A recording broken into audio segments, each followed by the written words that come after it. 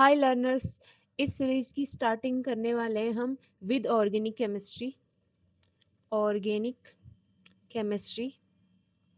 And organic chemistry में भी हम स्टार्टिंग करेंगे with GOC, general organic chemistry. ठीक है। अब ये सीरीज आपको फॉलो करनी चाहिए या नहीं, या हम किस लेवल तक इस सीरीज में बात करेंगे उसकी बात करते हैं। इस सीरीज में हम एडवांस लेवल की केमिस्ट्री पढ़ेंगे। अगर आप नेट के स्टूडेंट हैं तो ये सीरीज़ आपके लिए है। अगर आप गेट के स्टूडेंट हैं, गेट की प्रिपरेशन कर रहे हैं, तो आप इस सीरीज़ को फॉलो कर सकते हैं।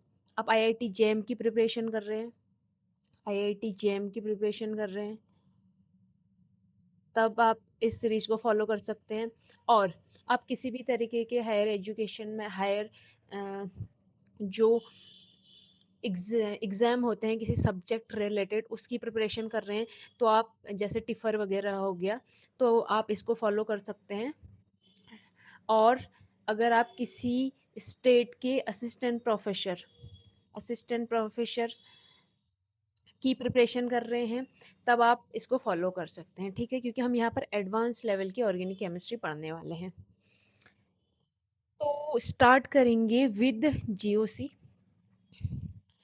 जीओसी क्या होता है?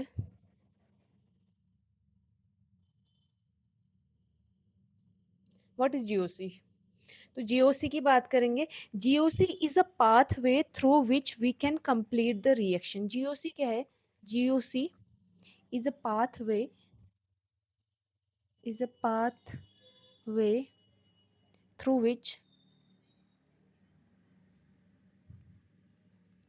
जिसके थ्रू हम क्या कर सकते हैं? We can complete the reaction.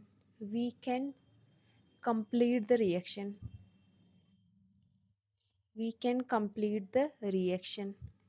एक रिएक्शन जो पाथ फॉलो करती है वही जीओसी है। जीओसी में हम इन सारी चीज़ों के बारे में पढ़ते हैं। ठीक है। तो जनरल ऑर्गेनिक केमिस्ट्री एक पाथवे है जिसकी वजह से, जिसके थ्रू हम किसी रिएक्शन को कंप्लीट करने में एबल होते हैं। ठीक है। हमें पता है कोई रिएक्शन होगी तो उसमें एक रिएक्टेंट प्रेजेंट होगा और कुछ कंडीशंस प्रेजेंट होंगी, और वो किसका फॉर्मेशन करेगा? प्रोडक्ट का फॉर्मेशन करेगा। ठीक है। अब यहाँ पर ये चीज़ें इतनी सिंपल होती नहीं है, यहाँ पर बहुत एक कॉम्प्लिकेटेड पाथवे चलता है। ठीक है। और वही क्या है हमारा? वही जीओसी है, वो पाथवे ही जीओसी है, जनरल ऑर्गेनिक केमिस्ट्री है। ठीक है। तो इसी से स्टार्ट करेंगे। अब यहाँ पर जो रिएक्टेंट है, इस रिएक्टेंट की मैं अगर बात करूँ तो ये रिएक्टेंट हमारा दो टाइप का हो सकता है। ये रिएक्टेंट हमारा दो टाइप का हो सकता है। एक अटैकिंग रिएक्टेंट, या उसको हम रिएजेंट भी कहते हैं। एक होता है हमारा अटैकिंग, जो अटैक करता है। ठीक है। अटैकिंग रिएजेंट, वो भी रिएक्टेंट में ही आएगा, अटैकिंग रिएजेंट। एंड सेकंड होता है सबस्ट्रेट। सेकंड क्या होता है? सबस्ट्रेट। ठीक है। अब ये इन दोनों में क्या डिफरेंस है और कैसे हम इनको पहचान सकते हैं? तो स्टार्टिंग करेंगे with attacking reagent. Attacking reagent क्या होते हैं? What is attacking reagent?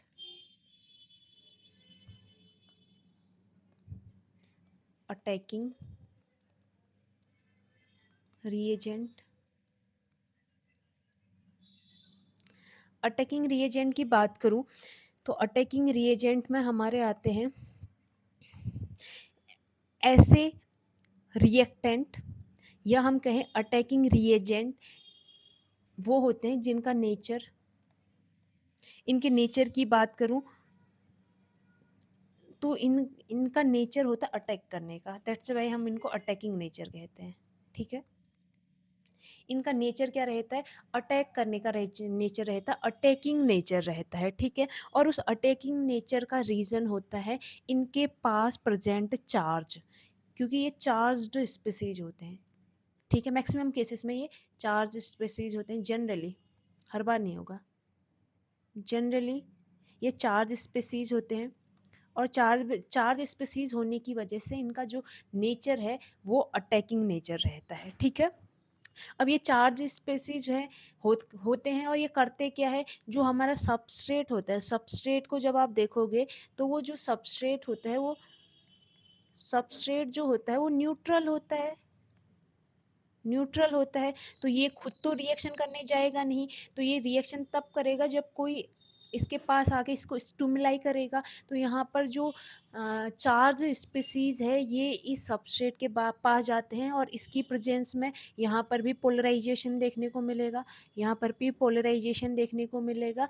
और इस पोलराइजेशन की वजह से ये सबस्ट्रेट और ये अटैकिंग रिएजेंट जो है ये दोनों मिलकर आगे रिएक्शन प्रोसीड करेंगे। ठीक है, तो अभी नॉर्मली हम अटैकिंग रिएजेंट पढ़ें तो उसी पे फोकस करेंगे। अटैकिंग रिएजेंट क्या होते हैं? Attacking reagent charge species, generally charge species होते हैं, किसी केस में चार्ज स्पीसीज नहीं भी होंगे। ठीक है, तो चार्ज स्पीसीज होते हैं और इनका जो नेचर होता है वो अटैकिंग का रहता है। ये जो है पहले रिएक्शन को स्टार्ट करना पसंद करते हैं, यानी कि सबस्ट्रेट के पास जाना पसंद करते हैं। अब नॉर्मली आप देखोगे तो ये 3 टाइप के होते हैं। नॉर्मली अगर आप देखोगे इनके टाइप, तो ये 3 टाइप के होते हैं। ये मेरे इनके टाइप्स की बात करूं तो ये मेरे 3 टाइप के होते हैं। इलेक्ट्रोफाइल, इलेक्ट्रोफाइल, न्यूक्लियोफाइल, न्यूक्लियोफाइल, और third is free radical, free radical. ठीक है, इलेक्ट्रोफाइल क्या होता है? इलेक्ट्रोफाइल वो स्पीसीज होते हैं जिन पर पॉजिटिव चार्ज होता है, न्यूक्लियोफाइल वो स्पीसीज होते हैं जिन पर नेगेटिव चार्ज होता है, और फ्री रेडिकल पे आप आपको एक इलेक्ट्रॉन देखने को मिलेगा। ओवरऑल यहाँ पर भी इलेक्ट्रॉन डेफिशिएंसी होती है, इलेक्ट्रॉन डेफिशिएंसी है, और इसी इलेक्ट्रॉन डेफिशिएंसी की वजह से ये आगे रिएक्शन प्रोसीड करवाने के लिए रिस्पॉन्सिबल रहता है। ठीक है, तो ये होता है फ्री रेडिकल का कॉन्सेप्ट। तो अटैकिंग रिएजेंट हमारे 3 टाइप के होंगे, इलेक्ट्रोफाइल, न्यूक्लियोफाइल और फ्री रेडिकल। ओके, तो ये होते हैं attacking reagent. Now we will discuss substrate. Substrate क्या होते हैं फिर? तो सबस्ट्रेट की बात बताऊं, सबस्ट्रेट की अगर हम बात करें,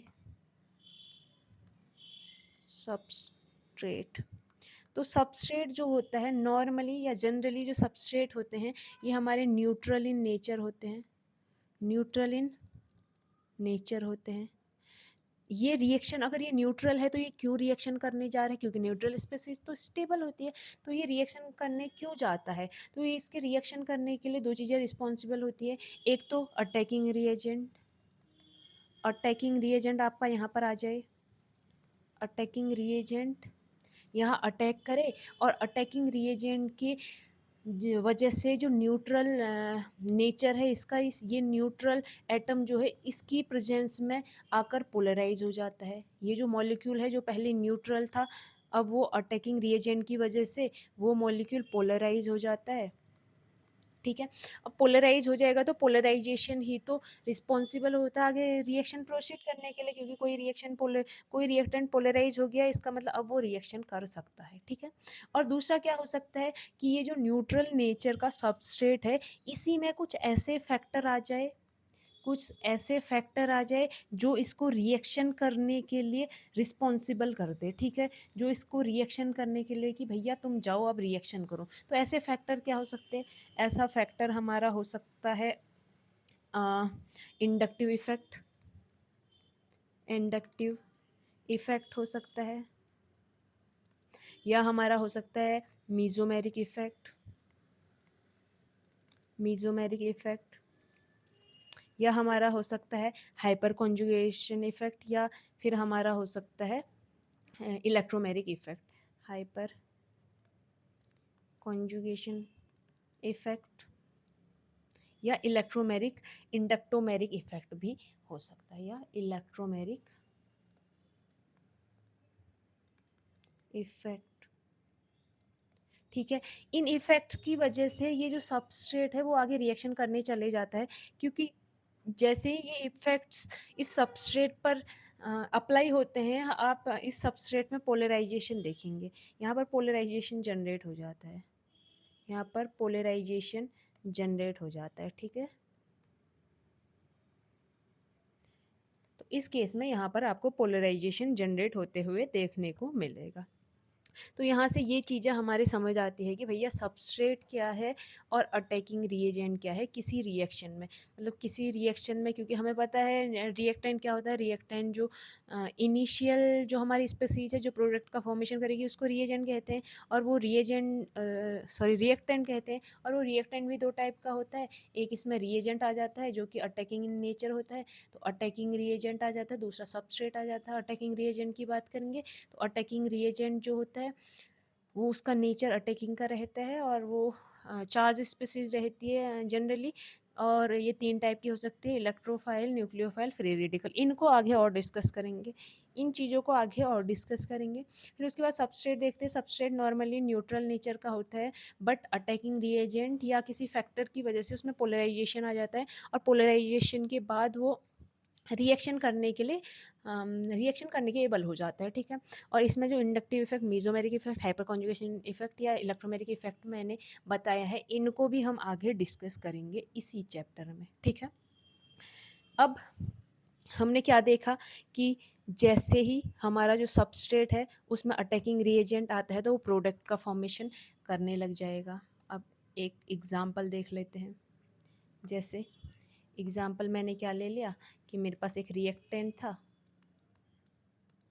ठीक है, और इस पर मैंने एक अटैकिंग रिएजेंट डाल दिया। अब हमने क्या कहा कि हमने ये कही कि बात, भैया यहाँ पर अगर रिएक्शन करवा रहे हो, इस सबस्ट्रेट में अगर रिएक्शन हो रही है तो उसके लिए ये चार चीज़ें मैंने क्या कहा, देखो अटैकिंग रिएजेंट तो अटैक करेगा ही करेगा, अटैकिंग रिएजेंट तो अटैक करेगा ही करेगा, लेकिन उससे पहले सबस्ट्रेट में हल्का पोलराइजेशन फिर भी होना चाहिए। अटैकिंग रिएजेंट भी तब अटैक करेगा जब हल्का पोलराइजेशन वहाँ पर देखने को मिलेगा, और पोलराइजेशन इन इफेक्ट्स की वजह से जनरेट होगा, ठीक है। तो इन इफेक्ट्स को यहाँ पर चेक करेंगे।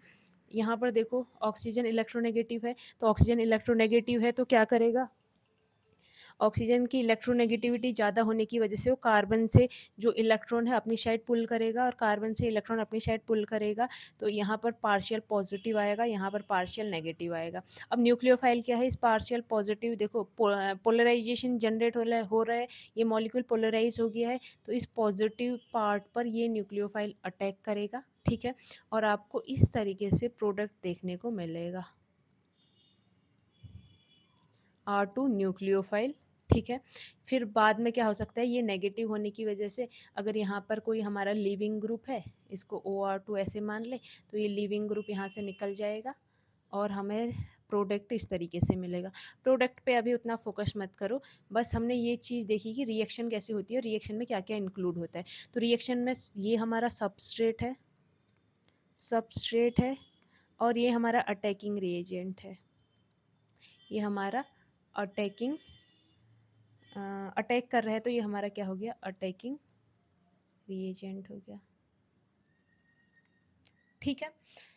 नाउ हमने क्या देखा कि सबसे पहले सबस्ट्रेट में किसी इफेक्ट की वजह से पोलराइजेशन जनरेट होना चाहिए, देन उसके बाद जो हमारा न्यूक्लियोफाइल है या कोई भी अटैकिंग रिएजेंट है वो जाके अटैक करेगा, और उसके बाद जाके हमारा प्रोडक्ट का फॉर्मेशन होगा, ठीक है। सो हमें यहाँ से क्या में पता चलता है, हमें यहाँ से पता चलता है कि भैया हमारे पास एक सबस्ट्रेट था, उस सबस्ट्रेट में अटैकिंग रिएजेंट ने अटैक किया, अटैकिंग रिएजेंट ने अटैक किया, और उस सबस्ट्रेट में ये तीन इफेक्ट की वजह से, इंडक्टिव इफेक्ट, मीजोमेरिक इफेक्ट और इलेक्ट्रोमेरिक इफेक्ट की वजह से क्या देखने को मिला, ये सबस्ट्रेट पोलराइज हो गया जिस वजह से अटैक करना पॉसिबल हो गया, और फिर बाद में ये हमारा क्या कर देगा, प्रोडक्ट का फॉर्मेशन कर देगा, ये हमारा बना देगा प्रोडक्ट, ठीक है। अब यहाँ पर जो अटैकिंग होती है और जो अटैक करने वाला होता है या जिस पर अटैक होता है उनके कौन से मॉलिक्यूलर ऑर्बिटल पार्टिसिपेट करते हैं, उसके लिए हम थोड़ा सा इसको एमओटी की तरफ ले जाएंगे, ठीक है। तो इसको मैं थोड़ा सा MOT की तरफ अगर शिफ्ट करूँ तो होगा क्या, मुझे पता है एक रिएक्शन करवा रही हूँ NH3, ठीक है। NH3 हमें पता है यहाँ पर अटैकिंग रिएजेंट की तरह काम करेगा, क्यों इस पर कोई भी चार्ज नहीं है, स्टिल इस पर लोन पेयर है, तो ये अटैकिंग रिएजेंट की तरह जो काम है वो कर सकता है, ठीक है। और ये मेरा एक कंपाउंड है। अब यहाँ पे क्या होगा कि मुझे पता है यहाँ पर SN2 रिएक्शन पॉसिबल है, ये यहाँ से अटैक करेगा, I2 यहाँ से निकलेगा और यहाँ पर मुझे NH3, क्योंकि इसने इलेक्ट्रॉन दे दिए हैं तो पॉजिटिव, और ये कार्बन, इस पर 3 H इस तरीके से देखने को मिलेंगे, ठीक है। अब यहाँ पर मैं ये रिएक्शन क्या है, ये रिएक्शन कैसे हो रही है, इसको नहीं समझा रही हूँ, हम बस एक कॉन्सेप्ट देख रहे हैं कि भैया जो इलेक्ट्रॉन है वो कहाँ से दिए जाते हैं और कहाँ लिए जाते हैं, ठीक है। तो इसके लिए हम देखते हैं concept of frontier molecular orbital. Frontier molecular orbital, तो फ्रंटियर मॉलिक्यूलर ऑर्बिटल जो है 2 टाइप का होता है, होमो एंड ल्यूमो, ठीक है। होमो जो होता है हमारा हाईएस्ट ऑक्यूपाइड मॉलिक्यूलर ऑर्बिटल होता है, ये क्या होता है, हाईएस्ट ऑक्यूपाइड मॉलिक्यूलर ऑर्बिटल, जबकि ल्यूमो हमारा होता है lowest unoccupied molecular orbital, lowest unoccupied molecular orbital, ठीक है। अब इन चीज़ों को बेहतर समझेंगे मैं जब इनके मॉलिक्यूलर ऑर्बिटल बनाऊंगी, ठीक है। तो एक मॉलिक्यूलर ऑर्बिटल देख लेते हैं। देखो यहाँ पर ये चीज़ है कि जो कार्बन और आयोडीन है, यहाँ पर 2 टाइप के बॉन्ड थे, कार्बन और आयोडीन और कार्बन और हाइड्रोजन। कार्बन और आयोडीन का ही बॉन्ड क्यों ब्रेक हुआ, कार्बन हाइड्रोजन ये हुआ और कार्बन हाइड्रोजन वाला बॉन्ड ब्रेक नहीं हुआ, ऐसा क्यों होता है, ये भी हमें MOT बता देगी, ठीक है। तो आगे बढ़ते हैं और इनके मॉलिक्यूलर ऑर्बिटल डायग्राम देख लेते हैं। सबसे पहले मैं CH और CI का मॉलिक्यूलर ऑर्बिटल डायग्राम देखूंगी, CH और CI का मॉलिक्यूलर ऑर्बिटल डायग्राम देखेंगे। मॉलिक्यूलर ऑर्बिटल डायग्राम के लिए सबसे पहले हम ये देखते हैं कि जिसकी इलेक्ट्रोनेगेटिविटी ज़्यादा होती है वो नीचे लाई करता है। तो कार्बन की इलेक्ट्रोनेगेटिविटी ऑलमोस्ट हाइड्रोजन के इक्वल होती है, तो लगभग साथ साथ में रहेंगे, और इस तरीके से आप इसका मॉलिक्यूलर ऑर्बिटल बनता हुआ देखेंगे, ठीक है। ये एक इलेक्ट्रॉन का पार्टिसिपेट करेगा इस बॉन्ड के लिए, तो दोनों एक एक इलेक्ट्रॉन का पार्टिसिपेट करेंगे, तो आपका जो सिग्मा है उसमें एक इलेक्ट्रॉन आ जाएगा, सिग्मा स्टार वेकेंट होगा।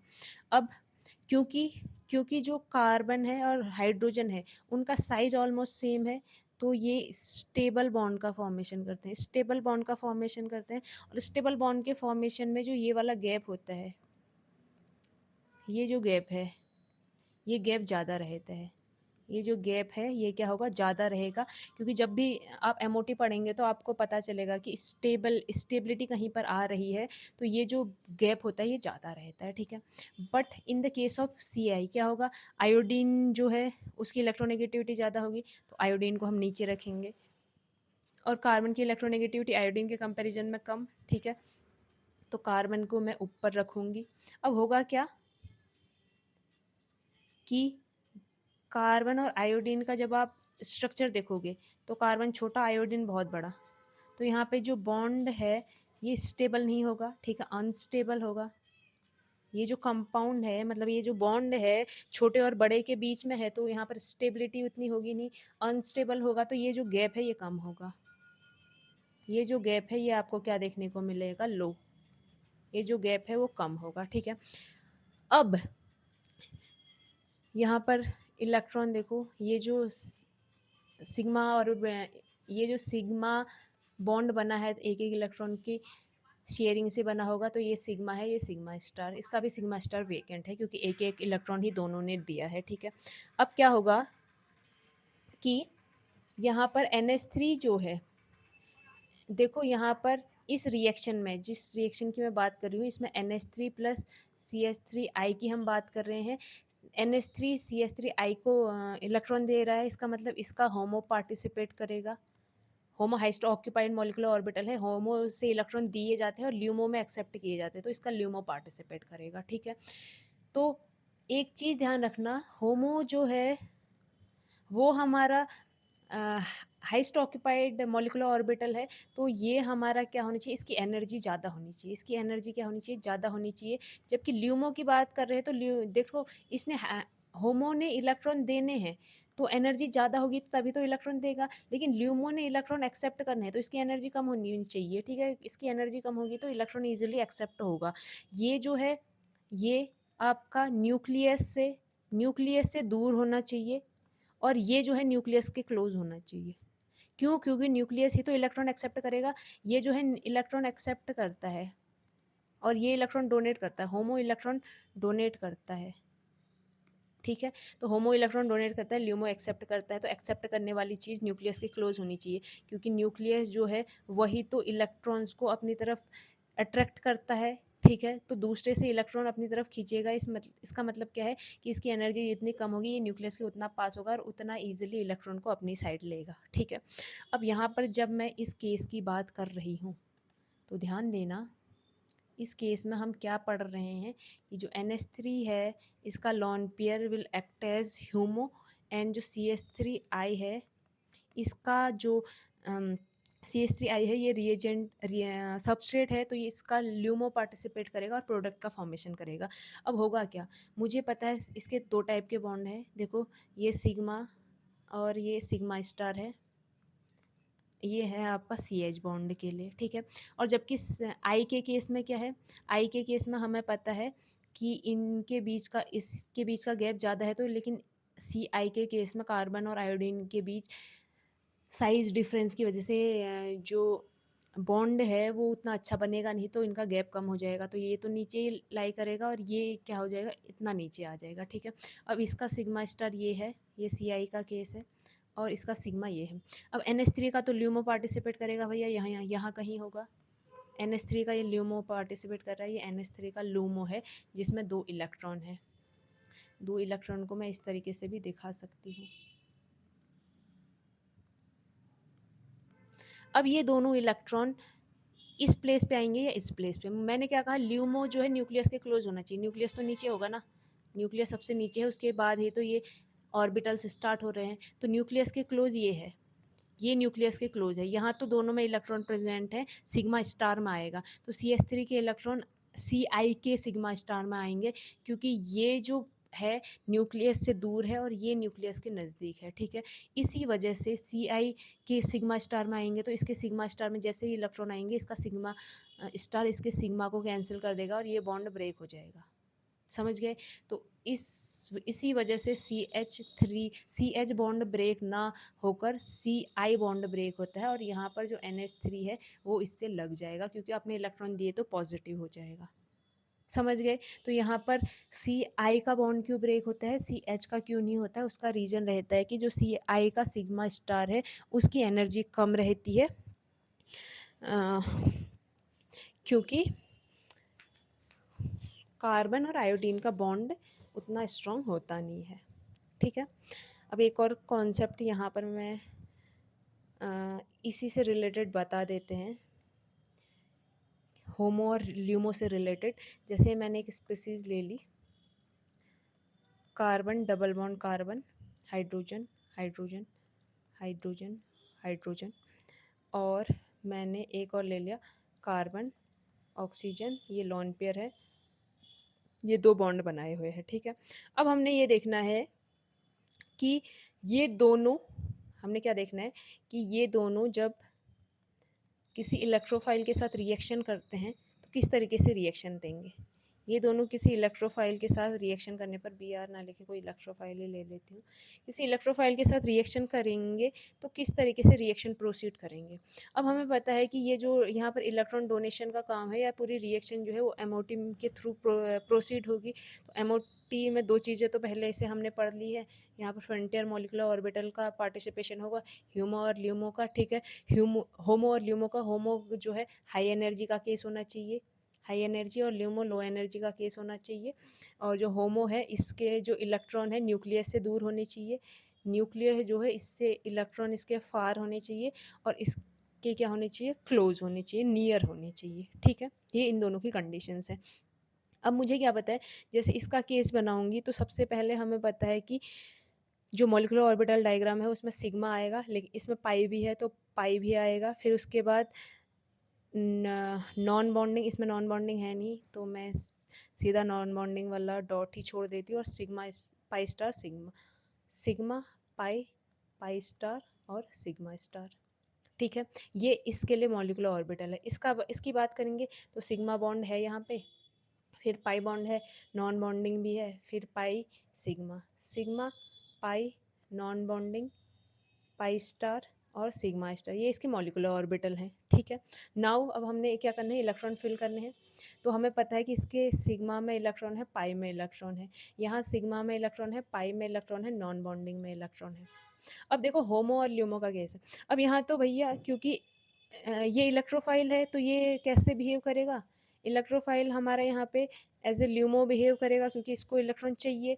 ये भी इलेक्ट्रोफाइल है, ये LUMO as a LUMO behave करेगा। तो यहाँ पर इलेक्ट्रॉन कहाँ से दिए जाएंगे, तो इलेक्ट्रॉन देने के लिए हमने क्या देखना है, होमो देखना है, जो हाईएस्ट एनर्जी वाला होगा। क्योंकि ये एज ए होमो यहाँ पर पार्टिसिपेट कर रहा है, तो इसके सबसे ऊपर वाले इलेक्ट्रॉन यानी कि इसका पाई इलेक्ट्रॉन इस बी आर को इलेक्ट्रॉन डोनेट करेगा। तो एज ए रिजल्ट प्रोडक्ट क्या बनेगा, पाई बॉन्ड अब यहाँ से गया क्योंकि पाई ने इलेक्ट्रॉन दे दिए तो पाई खाली हो जाएगा, और यहाँ पर हमारे बी आर के साथ इसने बॉन्ड बना दिया है, और इस तरीके से प्रोडक्ट का फॉर्मेशन होगा। While in the case of ketone like species या कार्बोनिल, क्या होगा कि जो होमो है वो कहाँ से जाएगा, नॉन बॉन्डिंग का, क्योंकि नॉन बॉन्डिंग का सबसे ऊपर है ना, होमो का वो इलेक्ट्रॉन पार्टिसिपेट करेगा जिसकी एनर्जी सबसे ज़्यादा होगी। नीचे से ऊपर की तरफ एनर्जी बढ़ रही है तो किसकी सबसे ज़्यादा होगी, ऑफ कोर्स नॉन बॉन्डिंग की होगी, तो नॉन बॉन्डिंग इसको देगा। तो यहाँ पर स्पीसीज कैसे बनेगी, ये कार्बन, यहाँ पर ऑक्सीजन, और ये जो ऑक्सीजन की नॉन बॉन्डिंग है ये पार्टिसिपेट करेंगे इलेक्ट्रोफाइल के लिए। ठीक है, इलेक्ट्रोफाइल को इलेक्ट्रॉन देने में। अब देखो इन दोनों ने ही इलेक्ट्रोफाइल के साथ रिएक्शन की, बट दोनों ने अलग अलग तरीके से की। क्यों की अलग अलग तरीके से, उसका आंसर निकल के आता है एमओटी से। ठीक है, तो अब आपको पता चला होगा कि एमओटी किस तरीके से पार्टिसिपेट करता है इन रिएक्शन मैकेनिज्म में। तो रिएक्शन मैकेनिज्म में या रिएक्शंस के लिए हमें इन चीज़ों का पता होना ज़रूरी है कि कौन जल्दी रिएक्शन करता है, कौन बाद में रिएक्शन करता है। ठीक है, तो यहाँ से हमने एक एनर्जी का ऑर्डर भी निकाल दिया। एनर्जी का ऑर्डर मैं देखूँ तो सबसे ज़्यादा एनर्जी सिग्मा स्टार की होती है, किसी के सिग्मा स्टार में इलेक्ट्रॉन है तो ये वहीं से देगा। फिर पाई स्टार में, फिर नॉन बॉन्डिंग की होती है, फिर पाई की होती है, और फिर सिग्मा की होती है। ये हमारा एनर्जी का ऑर्डर है, क्योंकि मुझे पता है नीचे से ऊपर की तरफ जब मैं बढ़ूंगी तो एनर्जी क्या होगी, इनक्रीज होगी। ठीक है, नाउ ये यहाँ पर होमो है इसलिए इसने पार्टिसिपेट किया है, और इसका होमो ये है तो इसने पार्टिसिपेट किया है। अब आगे बढ़ेंगे। ऐसे ही केस हो सकता है CH3+ और OH- का। ठीक है, अब मैं यहाँ पर क्वेश्चन करूँ कि CH3+ और OH- में जो होमो और ल्यूमो हैं कौन होंगे। ठीक है, वो डिसाइड हमने करना है, और यहाँ पर बनेगा CH3OH। तो मुझे पता है in the case of CH3 क्या होगा, CH3 का केस कैसा है, देखो ऐसा केस है, यहाँ पर जो कार्बन रहा होगा पहले, उस कार्बन के पास 4 बॉन्ड होंगे। पहले तो ये इस तरीके से, हमें पता है कि 2s 2p में इसके ऐसे इलेक्ट्रॉन रहते हैं, और जब ये रिएक्शन करने जाता है तो हाइब्रिडाइजेशन का केस आता है, 1 2 3 4 हाइब्रिड ऑर्बिटल बन जाते हैं, चारों इस तरीके से फिल हो जाते हैं। ठीक है, और ये फिर इस तरीके से बॉन्डिंग कर लेगा, एच एच एच, और एक और इसने किसी के साथ बॉन्डिंग की थी, माना Cl के साथ की होगी। ठीक है, अब यहाँ पे क्या हुआ है, ये Cl जो है अपने इलेक्ट्रॉन के साथ कार्बन के इलेक्ट्रॉन भी लेके चले गया, तो ऐसा केस बना है CH3+ का।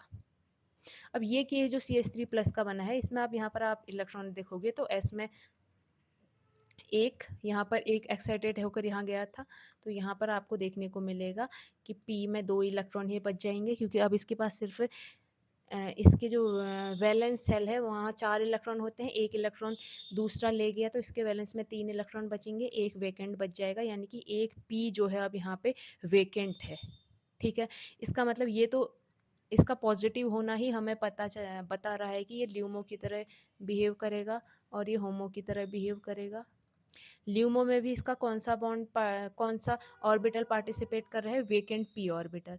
तो यहाँ से मुझे क्या पता चलता है कि ल्यूमो कौन है।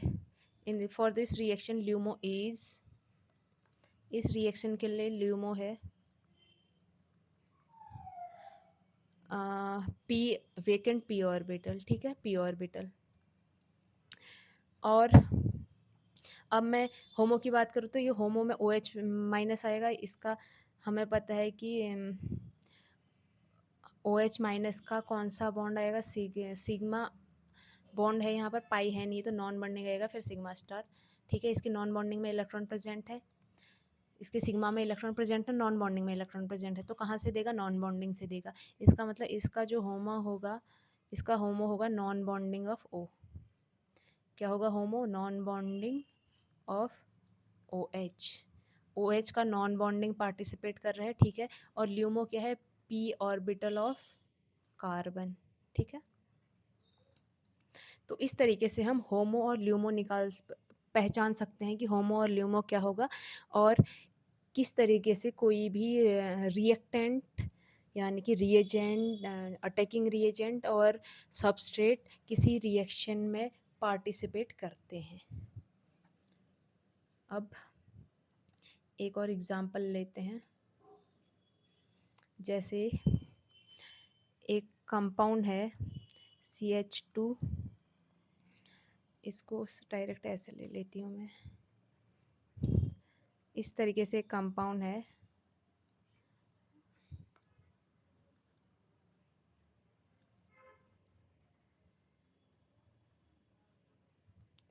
इस तरीके से कंपाउंड है,